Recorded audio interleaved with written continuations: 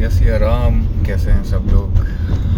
एक night riding blog record करने का सोचा है। थोड़ी सी सर्दी हो रही है, सडन डिप इन टेम्परेचर। कोई बात नहीं, साल में एक दो बार सर्दी होना it's okay, completely fine.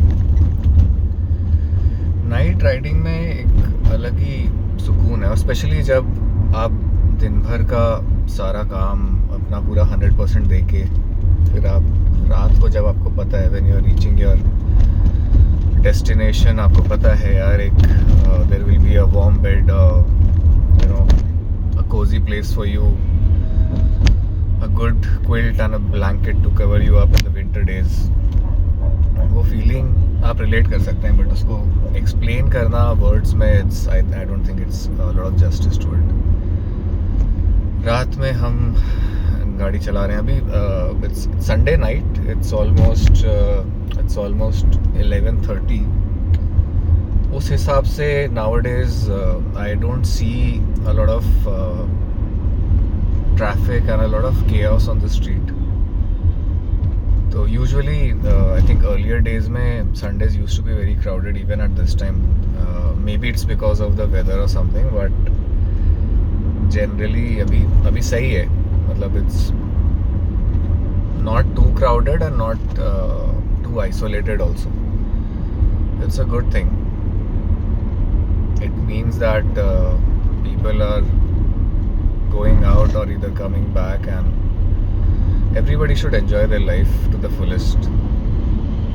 Life में और क्या ही है यार, life is just आपको एक पार्ट प्ले करने के लिए भेजा गया है, और मोस्टली लोग उसी पार्ट को समझने में स्ट्रगल करते हैं, या फिर वो अपनी आइडेंटिटी, जो उनका किरदार है, जो इस संसार की, इस ब्रह्मांड की जो लीला में जो उनका किरदार है, वो किरदार को ही खुद का सत्य समझ लेते हैं।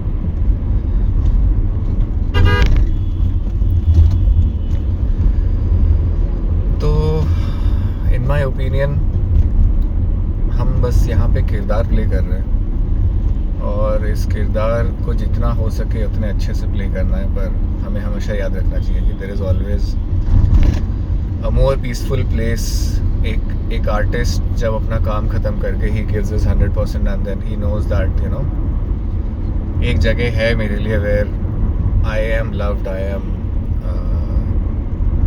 Rather I am at peace. That definitely someone should always look forward to, and I think her religion में more or less यही philosophy दी जाती है in like different words and speeches, but the understanding is if you play your part right, अगर आप अपना part अच्छे से play करते हैं, then definitely there is something you know you can go home with ease। और ऐसा नहीं है कि घर जाके कहानी वहीं समाप्त हो जाती है। घर जाके जब आप रेस्ट करते हैं, रिचार्ज करते हैं, तो अगले दिन का किरदार है वो और अच्छे से निभाते हैं। आज हो सकता है कि मैंने एक टीचर का किरदार निभाया, मैंने किसी को कुछ सिखाया। कल हो सकता है कि मैं किसी के बॉस का किरदार निभाऊं। मैं पर्सन वही हूं, पर मेरे किरदार अलग अलग हैं।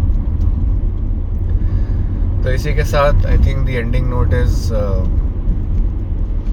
जो भी हम यहाँ पे करने आए हैं उसको समझने की कोशिश करते हैं, और उसको अपना 100% दे के let's go back to bed with a clear mind, and then let's be very happy, let's be very joyful that we have been given this opportunity to have control over our lives, we can do things, we can think।